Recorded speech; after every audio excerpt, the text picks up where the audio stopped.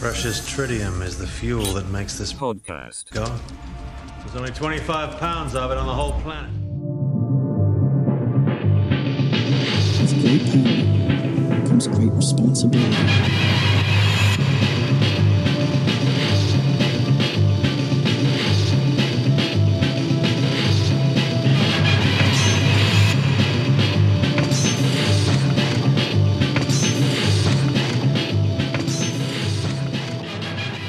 I thought of a different opening for the podcast, and I don't think it's working out, Brad. No, this is not the high energy we was looking for.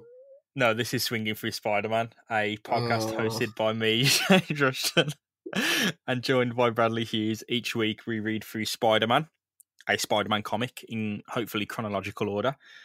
And we haven't read them before, so each time we read an issue, last week was issue 50, it's for the first time. And yeah, I share it with Brad, he reacts, and we experience the story of The Amazing Spider-Man by Stan Lee, Steve Ditko, and John Romita Sr. for the first time. And of course, it's Stan Lee and John Romita who are creating them at the moment because Steve Ditko bailed out on issue 38. So here we are without him. I mean, you're saying Steve Ditko bailed out, but he was sort of like, you know what, Stan, I can't stand to be in the same fucking room as you anymore. Isn't Peace that out. not bailing out? No, bailing out is That like... is bailing out. Bailing out is being the wild card, jumping out the back of the van. That is pretty wild card. Wild card. I'd say that's wild card. I'm going, fuck this shit, I'm out. Yeah, That's pretty much what he did. Oh, yeah, definitely. But no, we're here. Issue 50 was covered. Spider-Man gave up being Spider-Man for about 5 minutes. Yeah, it literally felt like night and day. Like, literally, I hate Spider-Man. I don't want to be Spider-Man. Look how good my life's going right now that I'm not Spider-Man. Oh, shit, that man looks like Uncle Ben. Now I must be Spider-Man. Is pretty much, that's how sequential it went. We met the fucking Kingpin. The fucking Kingpin, you fucking mag. He's a big lad. He's in charge of New York's crime. Oh, yeah, he's a wide boy. And the last hanging plot thread, despite Aunt May's health, again, is the fact that Fred Foswell bailed on his job as the Daily Bugle head writer to try and take over the open gap or open vacancy, as he saw it, for a crime master or a big man, as they might say. You know what the piss take is? It's like, imagine having the gall, the absolute chestnuts to call yourself the big man, whilst Wilson fucking Fisk is in the same room as you, probably the biggest man known to man. So Wilson Fisk, the Kingpin, I liked your mispronunciation of his name, Wilson Fists, because he is all fists. Oh yeah, he's like shovels, mate. That's what my mum would call them, shovel hands. You know, my girlfriend said to me, James, I think your weight, it's all in your legs. You don't realise how skinny you look sometimes. And I took that as a big compliment after going to the gym. Wilson Fisk, his weight is all in his hams, his fists. Old ham hands. Yeah, definitely. Massive tree trunk. Fingers. Oh, you know it. Like, legit just sausages, man. So, Brad, we're on issue 51 of The Amazing Spider-Man now. Shall we roll right into it? Let's dive in. Well, the Kingpin, that man, he's sitting at the head of the boardroom. So the geezer runs crime like a business. You know what? I just thought of another thing from last issue that may be relevant to this. Is that Fred Foswell literally just got banged up away in, like, criminal jail. Not regular jail, where you put criminals, but criminal jail where the criminal owns the jail and puts regular people in. Yeah, the Kingpin locked him up. Oh, yeah, threw away the kill. So the Kingpin now is sitting at the head of his criminal boardroom discussing his new underworld takeover with his cronies. One thing, though, it's getting in the way. J. Jonah Jameson, who runs the Daily Bugle, they're running stories and scoops on this crime wave on the mysterious Kingpin. And that's, of course, it's getting on his nerves. It's portraying him as the wrong type of guy. He's meant to be a good guy. He wants to seem as someone who's doing the city a favour. I don't see how. I suppose organising the crime means that at least the criminals won't be fighting each other. At least they'll only be breaking into your shop on a Wednesday. You know, it's they are set patterns, there are set days. It's no sporadic or random. But as we know, the true nature of randomness, there are patterns in randomness. You've ever put a Spotify on shuffle, comes out with the same bands. Right, is the thing. Right, I think Spotify needs to include some sort of algorithm which listens to your mic, right, and basically, if it hears you singing along to the song, it should play more of songs like that. Like, I think that'd be genius. They can do that easy. Easy. They've already got access to your mic, whether you like it or not. Definitely listening in. But yeah, the Kingpin, he's fed up with these stories. They can't go on anymore. But the Kingpin is a kind man. Don't believe for a second. He'll give J. Jonah Jameson, the editor of the newspaper, a chance to step down before his wig gets clipped. Oh yes, I live for these old timey gangster slangs. Just put dad to bed. As long as I never see that again. So wig getting clipped, I think that means getting shot straight in your forehead. Oh yeah, straight in the forehead. It's got out cold. The crime spree must continue, so the Kingpin sends his main men out to rob a service station. Oh yeah, this sounds like action. I know where this is going. He's robbing the food. You know it. McDonald's, Burger King, Subway. Please give me the footlong. I feel as though Kingpin is the kind of guy that goes to Subway and says, Subway is the healthy fast food, and then like orders the footlong meatball marinara. Like a fucking 6-inch meatball marinara. Yeah, it's healthy. It's good for the art. I got it on wholemeal. So he's robbing the service station. I think the plan is take one of the best parts of each fast food store and combine them into a crime sandwich. You know what, mate? I would follow that man. I would follow him into the gates of Valhalla. So he's got the 6-inch hearty Italian bread. No, mate. What you do is you make a fast food calzone, right? What you do is you start with a Domino's pizza, fill that motherfucker up with all the other fast food, then you fold it over on itself and bake it together. My first job was at Sainsbury's. Okay, and I think you might know where this is going, Brad.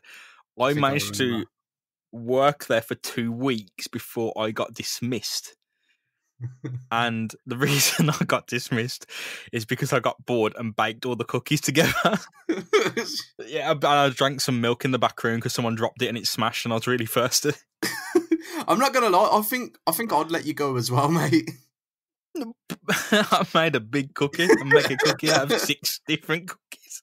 So, I'm a man in the Kingpin's own vein. I can imagine, like, you know, when you go over to like the discount like section, he just like packs full of like all these broken cookie shards with like those stickers that say "Whoops, 29p." Yeah, well, they sat me and they destroyed the cookie in front of me. Oh, that's ruthless, man. They chopped it up. They chopped it up in cookie portions to sell the cookies. Oh yeah, I've got the Sainsbury's fleece still, and I've got the fucking box cutter as well. Oh mate, best believe it, man. I've still got my co-op fleece as well. Wear that when I'm working on my bike, man. So they chopped up the cookie and sold the cookie back anyway. So I don't know what I'd done wrong. You know, I've made the fucking cookie. you know what I've got images in my head of. You know, in at the end of the Dark Knight, right? You know, when they fucking smashed the bat signal and Gordon's there, like, no! Like, right next to it. I just feel like you're being held in the bakery of Sainsbury's. Meanwhile, like, the manager just takes a fucking hammer to this giant cooker. Well, I should have said that the Kingpin won't be pleased with this.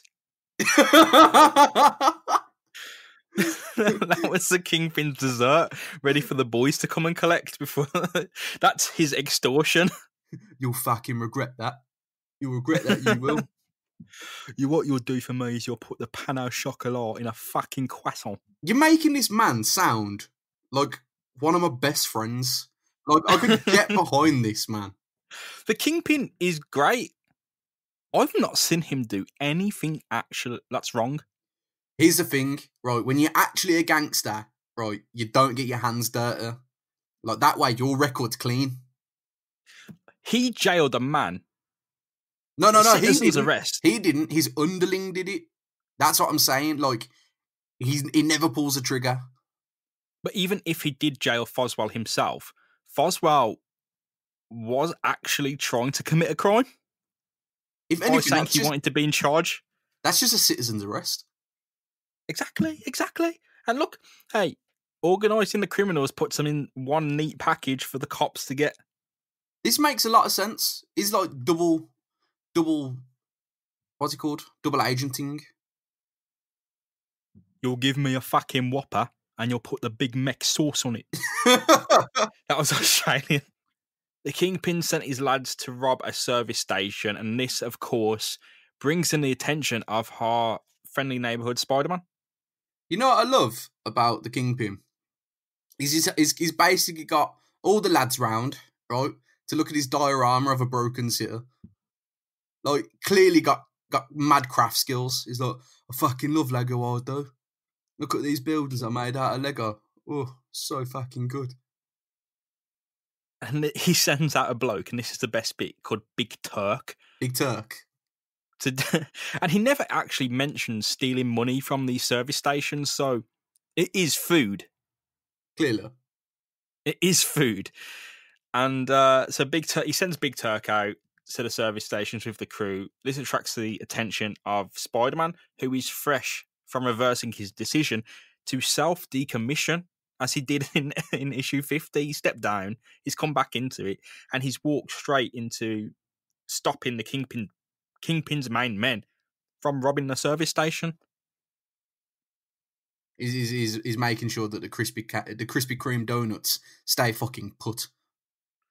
The Crispy K. Crispy Kingpin. The Kingpin special donut. It's just a Berliner on top of a Berliner on top of a Berliner. Like, why do I fit? The Kingpin is only about ring donuts because then you can put one on each finger, like hula hoops, and then eat them off the fingers. He's got a knuckle duster of pastries. Just eating it off his fist. Well, that's how come he's called Wilson Fists. So Big Turk is a karate expert, right? Okay, that came out of nowhere. And Spider-Man jumps in and fights this gang because, as you always do, to save the day. The gang try and hold him. So they're not like beating him up. They're just trying to hold him so Big Turk can give him a karate chop to the back of the head. Big old chop. Look at it come down. It's like Thanos' Infinity fucking gauntlet. Mate, it starts from all the way back there. You know what I'm on about? Like, he's winding that motherfucker up. Like, crank that soldier. Mate, I used to have an Action Man that you used to be able to like twist the waist, and then it had a button on the back that would like snap the arms back. I just feel like all this man's actions are nothing but in his waist, like that Action Man. Like, he just... So Big Turk, you squeeze his legs and his arm goes back and it's... That's what I'm saying. Karate chop motion. But the thing is, mate, it's from all the way back there, man. It like, might as well be in another state. Just like, all the way. Oh, man, the way they've drawn that perspective as well. That big old golden glove. He proper comes and gives him the chop as well. He reins him back, comes down and smacks him on the head. And Spider-Man actually goes down, but not before he does like a reflex punch and clips Turk's wig. Just buffs his head straight off, his hat straight off his head, man. Punch him into the air is what's happened. And if you remember in the last issue, Spider-Man put a door through 4 people. So punching a big bloke into the air is pretty good. Mate, I forgot about that door. Oh my god. Oh, so good. Oh. Spider-Man recovers from this big old karate chop to carry on fighting, but he's overwhelmed because there's only so many men that Spider-Man can actually fight. I've seen him lift up a fucking car, man. You're telling me he couldn't just, like, break a couple of these guys' jaws.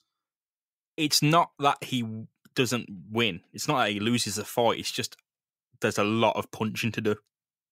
Just windmilling. So whilst this all happens, Big Turk gets away to tell his boss, the Kingpin, about the news. Spider-Man is, of course, back. Ah. Well, I don't know. I thought that this... Oh, no, these guys were sent to the service station, innit? Yeah, so what Spider-Man has done is kill the Kingpin supply line to the service station food. Oh, mate, the fast food is donuts, out man, of the order. donuts. You're telling me you've come back with a regular Whopper?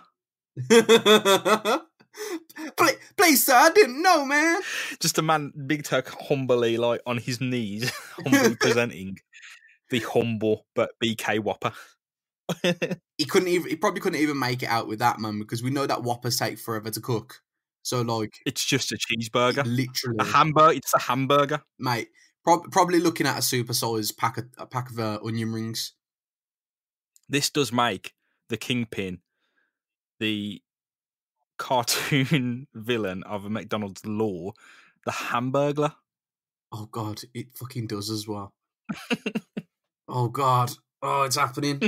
It's definitely Grimace, though. He's got the build of Grimace. So, you want to know where Fred Foswell is? Okay, yep.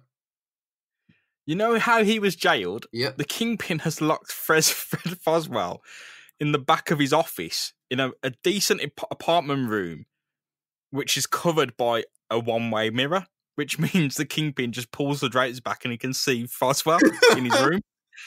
So when I read this, the Kingpin wants to check up on Foswell. He goes, how's he doing? You know, I think it's time to utilise him against the Daily Bugle and blackmail him. So he goes, let's see how he's doing. Let's pull back the drapes. Pulls back the drapes, and there's Foswell in this room. And I was thinking, what if he was just like... You beat him one off? And he's just checking like himself, his health, checking his bollocks for... checking... Look at it. He's like, oh, it's hurt the last time. A few times I've went toilet here. I think something might be up. Just checking his arsehole and stuff. Like, oh... Shave it, just doing all kind of the intimate private stuff that isn't like dodgy. Just there, like, oh, shouldn't have had that peri chicken. What if he's just having a shit? No, I'm still gonna go. Just staring blankly. Dead. The thing is, you should always be suspicious of mirrors that are set inside the wall. Like, there's nothing more suspicious than a wall that is like a mirror the size of a whole entire wall. If it's not a dance studio, be suspicious of it. So the Kingpin's having a cigarette, presses a button, the drapes come open, and Foswell there, and he goes, "There's fucking cracky one up again. Hey!" You wouldn't hear it, it'd be silent. Oh, that'd be even worse. No, actually, there'd be the vibrations, the sound vibrations. Yeah. So if you put your hand against the mirror, you could actually hear it like Daredevil through the body. He's all red-faced and that. Oh, that's disgusting. Sweat dripping out of him. But what Foswell really is doing is smoking in a windowless, ventless room. He's hotboxing, mate. Well, he's going to be used in the Kingpin's campaign against the Daily Bugle. That's a smart move, to be fair. Foswell's brought in and acts the fucking dickhead. He knows that he can get in with the Kingpin and get chummy with him. He just needs to know his place. So he wants a slice of the pie. He did want the whole pie, and now that he's realised how much clout the Kingpin actually has, he's sort of like and the king sort of rolled over and showed his belly like the submissive little shit he is. Yeah, the Kingpin, he's not a dickhead. He knows what's going on. But he knows Foswell's a good ally to have under him. Oh, yeah, of course. Not by his side. So just as Foswell and the Kingpin, they're getting along, Big Turk, who's the Kingpin's seemingly main man, he bursts in with the news that Spider-Man is back on the streets. Fuck. That's not going to go down well. But, curveball, Turk decides that he needs to act fast. If Spider-Man's here, the Kingpin's done, and I need to get out with as much money as I can and as much fame as I can before Spider-Man puts me away. Okay, that's not a smart move. he decides that this is the perfect time for a criminal coup and tries to instantly launch a hit on the Kingpin. Why do I feel as though the Kingpin just there like, fucking mutiny, is it? Mutiny? And he instantly fat shames him. Calls him fatso. He's rather large. You big blubber, you hunk of blubber. You know what this reminds me of? Right, my bro's mate, right?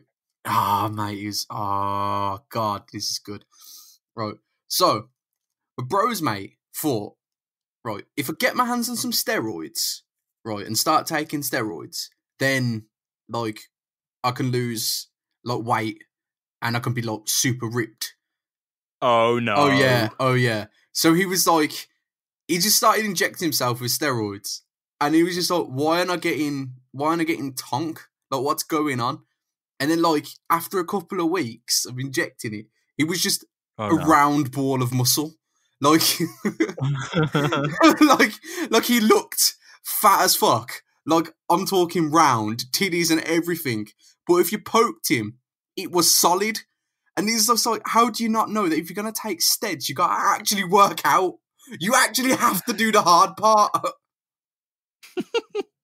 That is ridiculous. So not only was he just his round lump of fat, he also has no penis to show for it, because as we know, don't do drugs, kids. Just ask... That's not good. Just Google Hulk Hogan's sex tape, and you'll know never to do it. Oh no! But Turk is not thinking straight, mate, to do that. Yeah, because Kingpin is he's a wall. He's literally a wall of a man. And he's just there. Turk is just there, calling him fatso and stuff.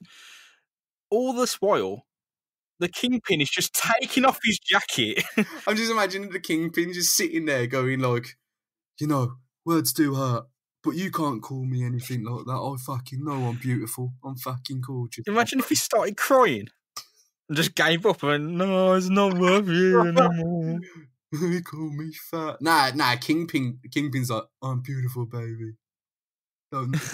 So yeah, Kingpin's getting up. He's just slowly unbuttoning his top. You know, he's got 20 fucking buttons and he has to really reach around to get the last one. Pull it up. And he puts it back. He's like, come on then, we've got serious fucking problems now, sunshine. Meanwhile, everyone's getting a chop off Turk. Literally, every motherfucker in the room. Turk's just there like, what's up? What?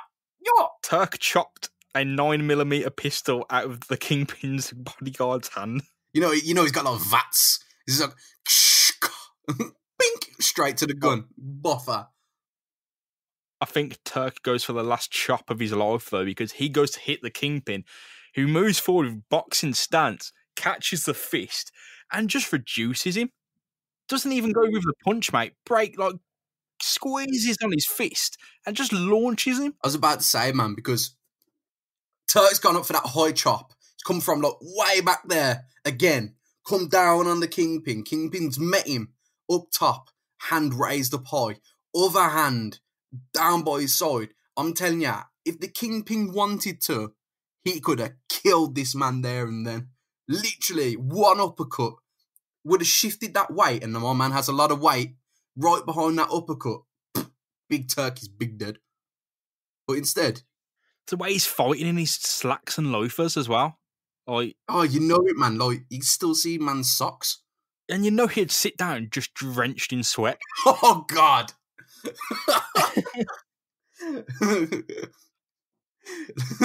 like those big girls that cook Thanksgiving dinner, sit down for the roast, man. You're just like drenched. It's like any British man at the carvery. Any British man. You look at any white van in the UK, this man is behind the steering wheel. Oh, I'm dripping in. You come in here, say I'm a bad employer. Yeah? I got fucking 5 stars, Trustpilot, you can't. Got a fucking tax return for you right here. Right fucking here, mate. Big Turk got fucking reduced. And of course, Foswell is in the background the entire time, probably giving a second thought about betraying the Kingpin. Nah, I don't really want to do that. He's To be fair, if Foswell plays his cards right, he's carved himself out a nice little spot here. But then Yeah, this isn't bad. It gets to the point though where it's like, will he get reward? Because currently it's literally like, you got to do it with Sarah or kill you. This ends with him, I'm guessing, having his hands tied with zip wire and getting his head shot in upper state New York after being kicked out of a car. Nah, they wouldn't even do that, man. Like these are old school. These guys would be the kind of guys that tie your legs together and throw you out the back of a fucking moving car, still attached via the rope to the back of the car. It's literally Foswell is going to be painting New York streets and not for community service, man. It's just there, like, you know what, Kingpin, this isn't what I had in mind when you told me we was going to paint the town red. No, he will be. He'll be dead. I mean, he has to die. Let's face it. Foswell would literally be like, yeah, he won't have time to say anything, do anything. Imagine if they like gag him and then put the patch mask on top of it. So like all you see is just like the eyes of horror behind the rubber mask as he's about to get chucked out the van. I fucking hope Patch needs to get his. You know what I'm thinking about ever since we talk about Patch, man. You know how Ghost like have the new Papa, and he's like, okay, yeah, Ghost the band. Yeah, Ghost the band, and like the new one is still kind of young. Like for some reason, I feel like that's what Patch looks like. Oh, yes, it's like just how self ironic it is. Oh yeah, like how you've done that. I get it. I get what you mean. It's bang on. That's bang on. Just how the mask is sort of slipping, but it's knowingly slipping. Yeah, I was about to say, because it's like you look at it, and like if you walk past him in the street like really quickly, you wouldn't like think anything of it. But if you're staring at him, if you like, saw him, is that guy having a stroke? Just and the thing is, he's like penetrating the underground criminal hives. And he's literally just like trying to drink pints and stuff, and he's just spilling all over the mask. He's actually like the Elephant Man. Oh God! when they go into his room and just dance around him, he's just Patch screaming like, "I'm a man!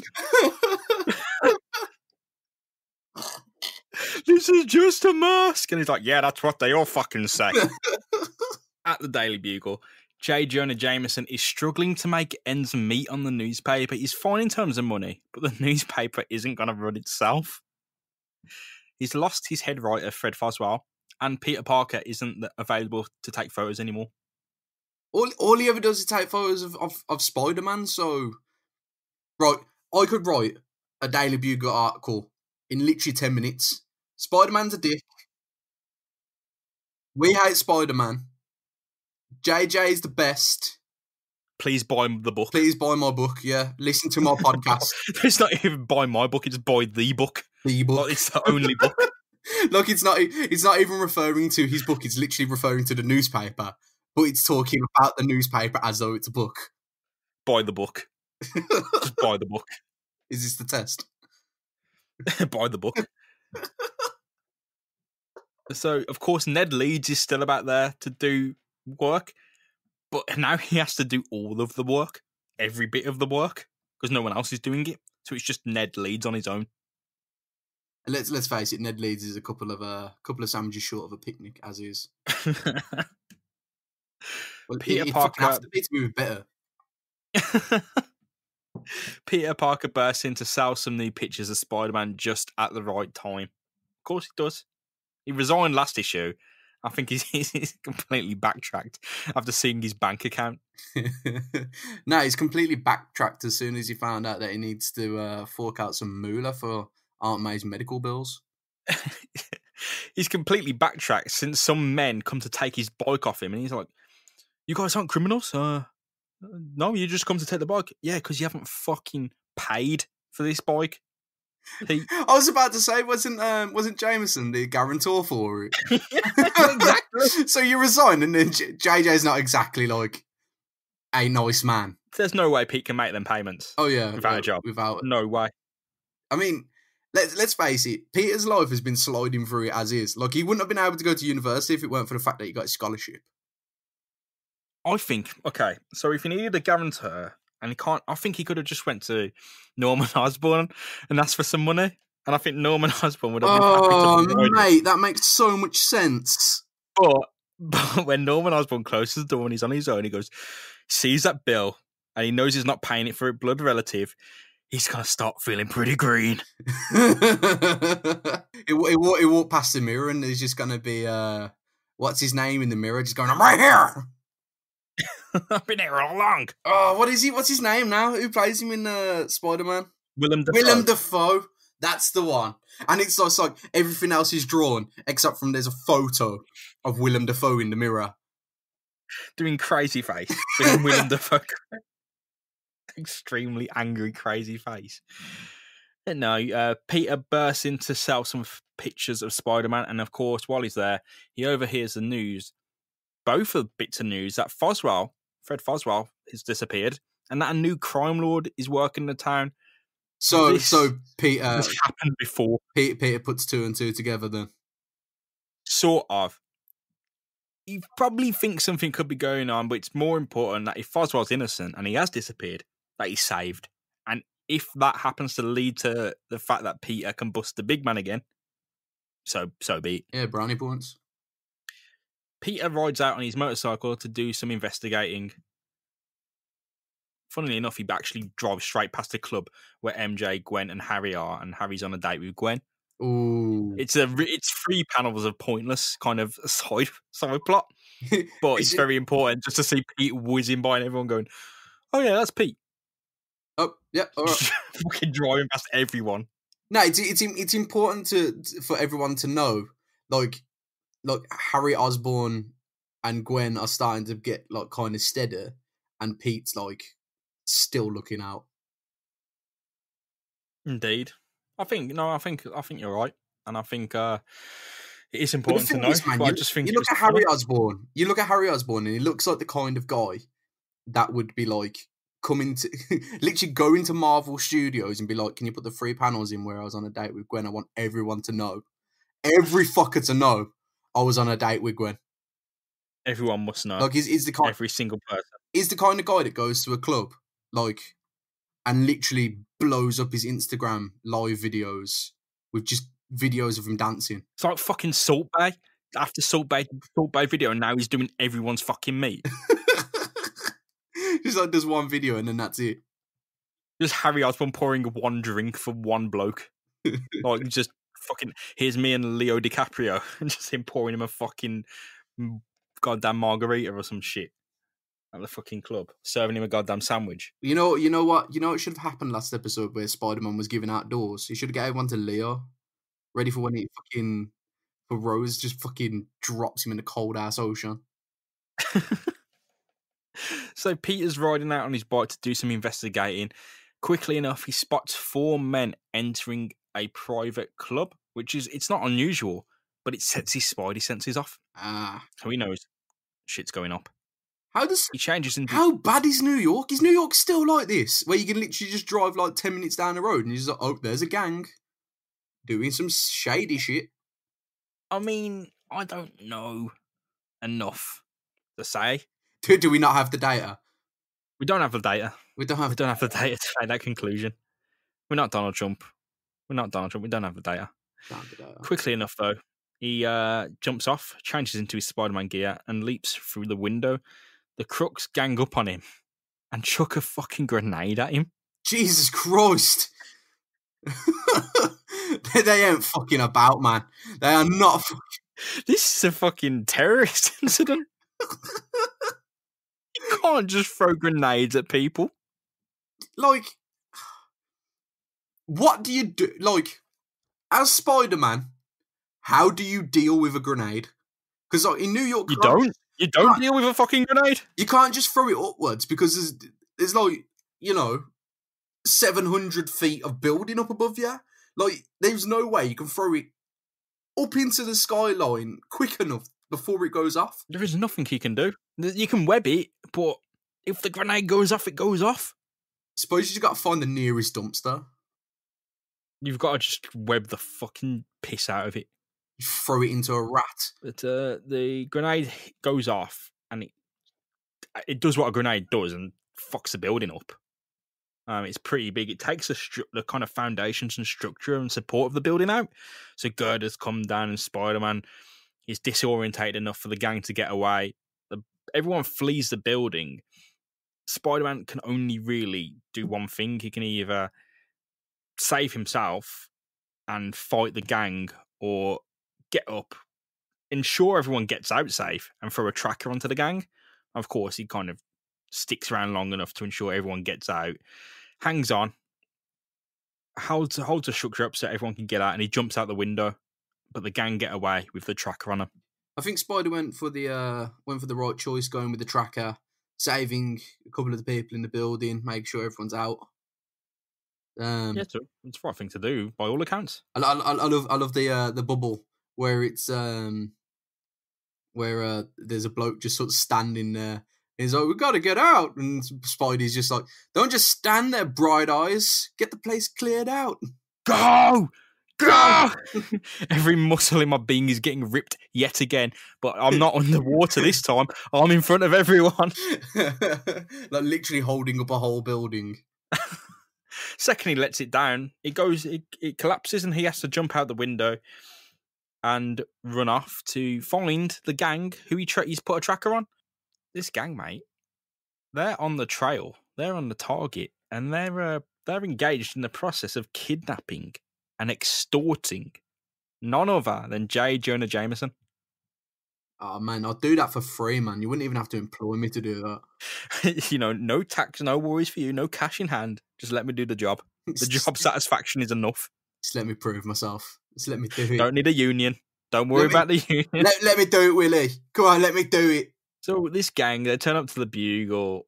They say, "Oh, he's working late." And he is. He's actually in the office. They burst into the office. This day and age, guarantee that if they burst into Jameson's office, it wouldn't be like, "Oh, he's working late." It's just he's playing internet poker. He's on an online casino betting the Bugle. Either that, or he's just spamming tips on a camgo. And they say, he's made to wear like a Spider-Man mask. They burst into the office and say, "Yeah, you're going on a fucking ride." And he just doesn't know what is going on. They blindfold him and stick him in a car and put a gun in his chest and tell him to shut the fuck up. You know what I love? You know what I love about these kidnappers? They are genuinely good guys because they actually get Jameson to put a coat on. He's just like, "Come on, I'm gonna blow your fucking head off. Blow your fucking head off. But first, could you put on a coat? It's a bit chilly out there, mate. You know what I'm saying?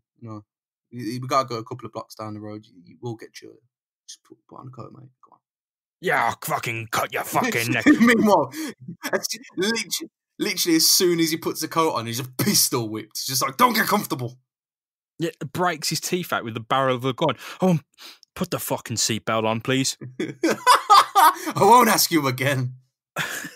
He's covered in the remnants of his teeth and blood is dripping out his mouth. He's already crying. pissed himself like numerous times. He's like, "You look like a mess." He's like he's doing that thing that your mum used to do where they'd lick the thumb and then get some off your fucking cheek. But it's that with dry blood. You gotta look good before the kingpin. He's sobbing into his broken mouth. Jameson's just like, "I don't know what you want." You could tell that driver. So the driver of the vehicle, the kidnap driver, he has got a face that does say, the face says, "Please put on a seatbelt, sir." This is not a 5-star Uber by any rate, by the way. Oh no! Like gets to the other end. Give compliment. Made my day. There is no tip. Great tunes. There is no diamond quality chat. No. It's just not good. It's just like one of the gangsters named Benny, just going. Well, he's brought before the kingpin, and the kingpin, he makes his demands clear. He's like, "Well, you're not going to write these fucking nasty stories about me anymore, are you, my friend, my pal? You're going to sit down and be a good fucking fella and write about the Chelsea, write about proper things like the Chelsea." No one wants to buy the fucking book. No one wants to buy your fucking book, and especially if it's not about me and my fucking pals. You know? We want to read about fucking good things like the fucking dog show, like Crufts. Read about the fucking Dachshunds, like fucking Crufts. We want to read about the fucking Chelsea. We don't want to read about fucking Kingpin. We want to read about fucking nice dogs and nice fucking food. Not about my fucking pals. You know what though? You can keep the comics. I quite like the funnies. You know, by all means, keep the fucking jokes in. I do like a fucking laugh. I fucking love Garfield. That cat loves lasagna. I respect that. Well, I'm sitting there in my fucking PJs and having a fucking bowl of soup. I do fucking laugh at that funny ginger cat eating fucking lasagna. Because like Monday's right. I haven't worked a fucking day in my life since fucking 62, but I do like looking at a fucking Dilbert comic. Trying to think of a comic strips now. I can't think of one. Nem. What else is there? Nem's in Metro. Oh, Nem is dead. Mate. Nem is dead. Someone's getting paid to write that. Fair play. Living the life. But Jameson is brought in front of the Kingpin. Of course, the Kingpin doesn't want anyone writing about him. And Jameson's given a choice. You can stop reporting or you can die. And he doesn't really want to be given a choice. He's like, just fucking let me do my job. Let me out. Jameson, of course, is blindfolded this entire time. So the Kingpin turns to his side and goes, you know what? I think he'd be fucking special. Funny joke for a friend if you fucking tell him straight, Foswell. And Jameson flips his shit. What the fuck? You know what he's pissed about is that like Foswell's not lying in the bottom of the river, so he could have come into work. You telling me what the fuck? You could have done. You could what? he can't compute. He just cannot accept it. He's gone a whole 60 seconds without a cigar, so he's already feeling lightheaded. He's actually shaking, and that's not because he's in a hostage situation. It's because he hasn't had any tobacco in 3 hours. Like, this is the kind of guy that wears about 5 nicotine patches and still smokes. The only thing he's had in his mouth in the last 6 hours is a gun barrel. And lack of teeth. He goes, Foswell, is it you? Is it you? And Foswell has to play the big man and just say, do what he says, boy. Do what the Kingpin says. Meanwhile, Foswell also has a gun in the side of his mouth. But the gun isn't in the mouth, it's literally like pushing into the cheek. So like every time he speaks, he kind of nibbles on the barrel a little bit. Spider-Man, who has been on the case all this time, launches into action and jumps into the Kingpin's apartment as this argument is breaking out between Foswell, Kingpin, and Jameson. Not gonna lie, Spider-Man's a bit of a doof. Like, literally, I'm just gonna jump into this criminal underground, like, office here. Hopefully there's no henchmen in here with multiple guns.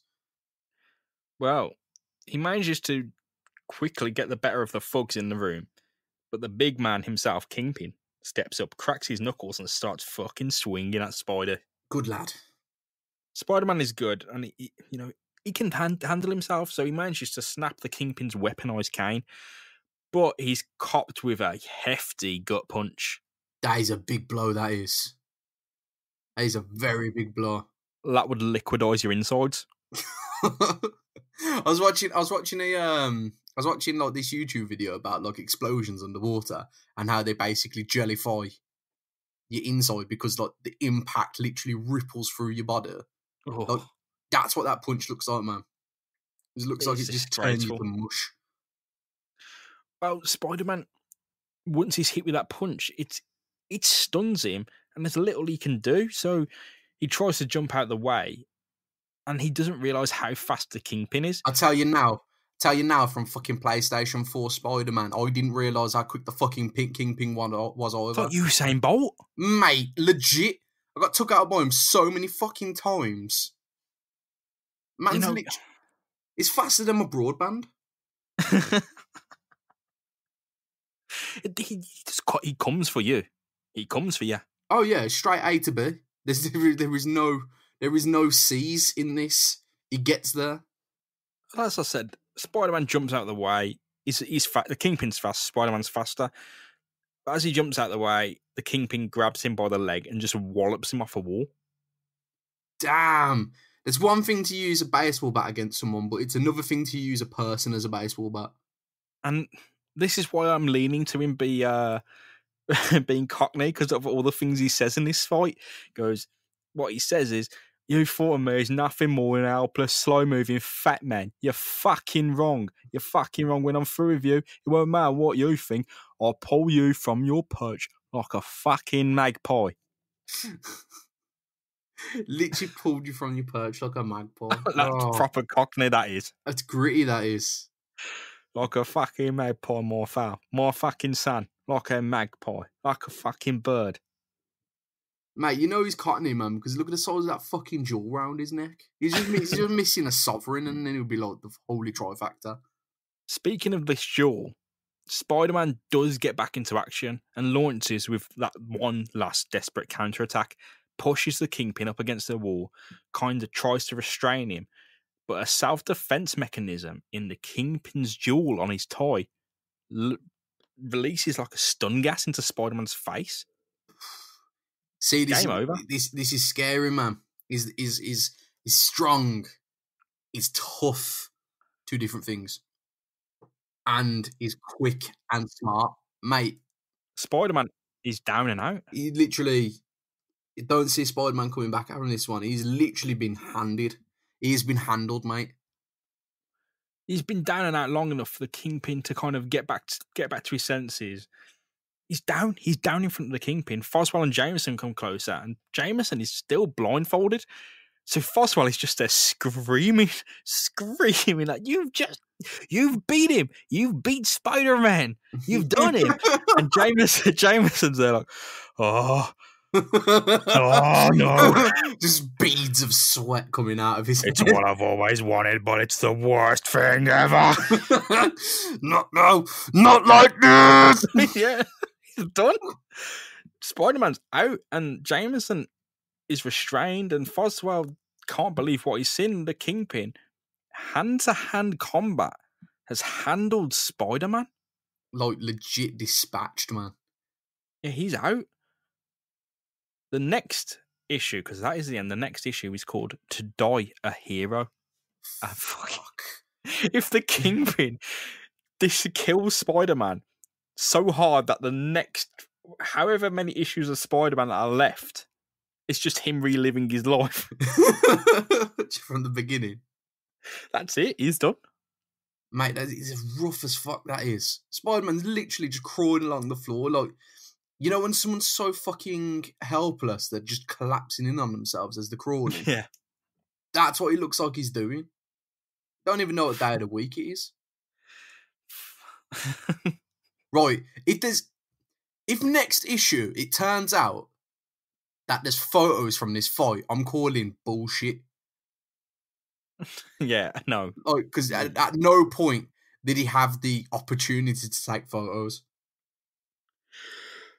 I can't even answer that.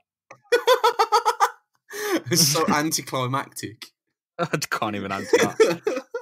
All I know is that he jumped in, got his wig clipped. You know that sound like, you know when you fold down a tent and you have to try to get all the air out of it, and you're just waiting for it to like, he's just sitting on this sack of air. He's out. Oh, come on then, hurry up. The Kingpin looks like a large adult son, like a little baby, but massive.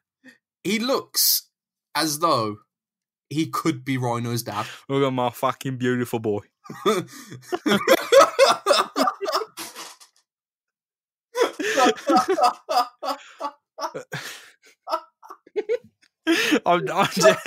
not the fact I've said that that's funny. It's just imagine them as father and son.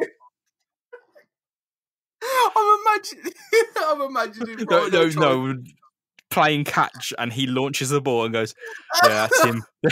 That's him. Run off to fucking Moscow again. He won't fucking stop. He'll run straight from Elephant and Castle."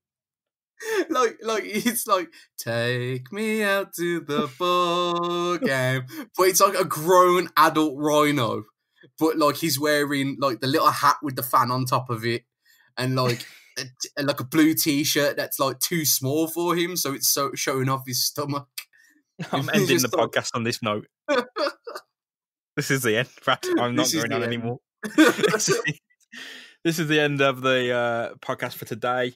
This is the end of the issue. And next time, it's probably the end of bloody Spider-Man, the way it looks, but we all know that's probably not the case. Brad, any final thoughts to wrap up on that aren't about the Rhino? Buy the book. Yeah, buy the book. You're going to have to buy this one. You're going to have to experience Jameson's words on this. Spider-Man's somehow done him wrong. Somehow. Why'd you have to die now? Why now? You can't suffer, hero. That's the end. You can catch us at Spidey Podcast. We always love hearing off you. It always brightens our day. So thank you for sharing the podcast. Thank you for reacting to our coverage of issue 50. We'd like to hear off you more. So at Spidey Podcast on Twitter. Anything else, Brad? Shout out to Callum, who literally, you know, when you watch so much Netflix, it pops up and says like, "Are you still watching Netflix?" Like he's done that with our podcast. He's literally binged all 57 episodes in the last 43 days. I think it goes to Callum and that Sean, who've just really caught up, and hashtag Spidey Geezer has been utilised. Damn straight.